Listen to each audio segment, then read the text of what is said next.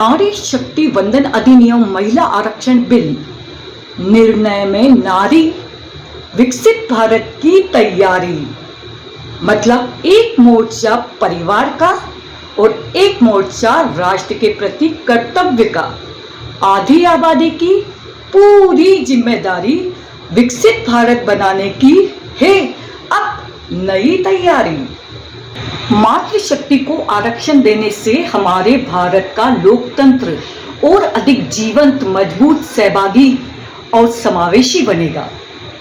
आधी आबादी के इस नेतृत्व वाले कदम से भारत पूरी दुनिया के लिए विमेन लीड डेवलपमेंट का एक नया एजेंडा सेट करेगा। इस विधेयक के माध्यम से महिलाओं में नीति निर्माण, फैसले, कानून बनाने की सीधी भागीदारी के साथ साथ एक प्रभावी और संतुलित साझा नेतृत्व हमारे देश को मिलेगा। नारी शक्ति वंदन अधिनियम के माध्यम से देश की अर्थव्यवस्था को मिलेगी दुगनी रफ्तार और विकास को तीव्र गति और साथ में राजनीतिक पृष्ठभूमि को एक नई पहचान और ऊंचाई। जब जनप्रतिनिधि के रूप में महिलाओं की भागीदारी बढ़ेगी तो वो उस उच्च स्तरीय मंच के माध्यम से महिलाओं की आवश्यकता, जरूरत, मांग के अनुसार नीति का निर्माण, निर्णय में भागीदारी, अहम फैसले, लॉ एंड ऑर्डर, कई तरीके के कानून में उनकी सहभागिता होने से प्रभावी कानून बनेंगे, समावेशी कानून बनेंगे, जो आज देश की सबसे बड़ी जरूरत है। महिला केंद्रित ग्रामीण और शहरी चुनौतियों और अवसरों को इसके साथ साथ जमीनी स्तर पर एक मजबूत नेतृत्व मिलेगा। महिला केंद्रित मुद्दों को एक नए स्वरूप से उनका समाधान खोजने की क्षमता और ताकत, जहां महिला और बेटियां लैंगिक समानता, जेंडर इक्वलिटी को आगे बढ़ाएंगी और साथ में सिर्फ योजनाओं की लाभार्थी ही नहीं, निर्णय में अपनी भूमिकाएं अग्रणी रखेंगी। जहां महिलाएं योजनाओं की प्राप्तकर्ता नहीं, योजनाओं की निर्माणकर्ता बनेंगी। महिला आरक्षण सिर्फ एक कानूनी सुधार ही नहीं, अपितु राजनीतिक, सामाजिक, आर्थिक, शैक्षणिक, पर्यावरणिक और पूरे संरचनात्मक ढांचे में एक क्रांतिकारी बदलाव का संकेत है, जिसके आने वाले भविष्य में सुखद और सकारात्मक परिणाम दिखाई देंगे।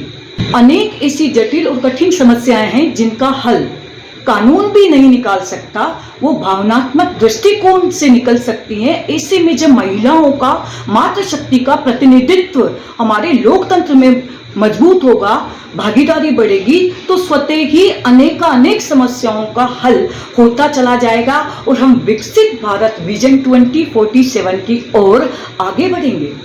अभी भी इस डिजिटल वर्तमान युग में असंख्य करोड़ों महिलाएं निष्क्रिय, पिछड़ी बैठी हुई हैं, जिनके अंदर उमंग, उत्साह नहीं है। जब महिला जनप्रतिनिधियों की भागीदारी बढ़ेगी तो उनके अंदर राष्ट्रबोध, राष्ट्र प्रथम, राष्ट्र के प्रति कर्तव्य, देश के प्रति उनकी जिम्मेदारी का उनको एहसास होगा और लाखों करोड़ों महिलाएं उमंग और उत्साह के साथ सकारात्मक वातावरण बनाने में अपना सहयोग देंगी। तमाम महिलाएं नव भारत के निर्माण की सारथी बनेंगी, सहयोगी बनेंगी और साझा विकास से देश को आगे बढ़ाएंगी।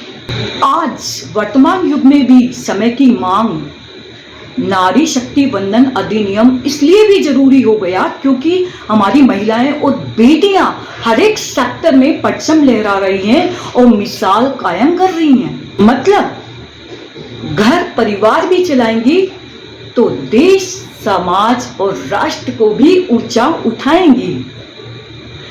घर की जिम्मेदारी और राष्ट्र के प्रति कर्तव्य को भी निभाएंगी।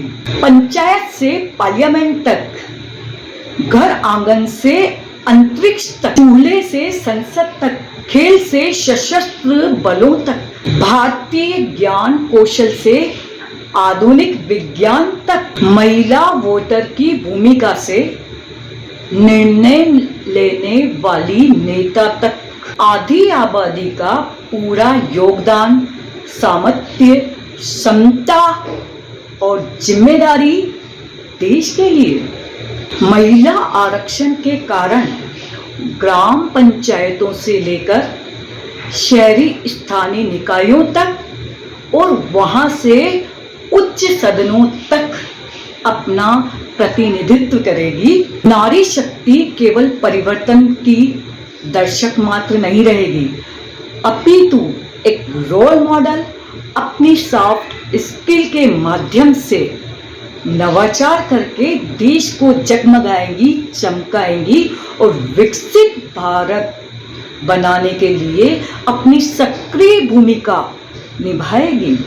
भारत के लोकतंत्र में एक जश्न, उत्सव, सकारात्मक वातावरण, माहौल के साथ एक नया रास्ता, नया विजन, नए तरीके से समस्याओं को हल खोजने का एक ऐसा रोड मैप तैयार होगा जो साझा नेतृत्व को बल देगा। नारी शक्ति वंदन अधिनियम विकसित भारत का आधार स्तंभ के साथ साथ आत्मविश्वास, आत्मरक्षा, आत्मसम्मान और आत्मनिर्भरता वाला ऐसा भारत तैयार करेगा जिसमें हर एक बेटा और बेटी, महिला और पुरुष मिलकर आगे बढ़ेंगे।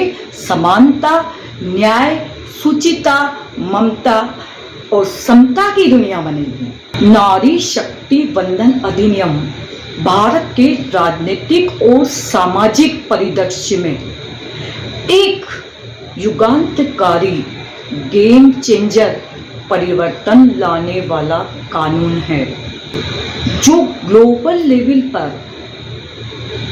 भारत के लोकतंत्र की एक मजबूत पहचान बनाएगा। सशक्त नारी, सशक्त लोकतंत्र।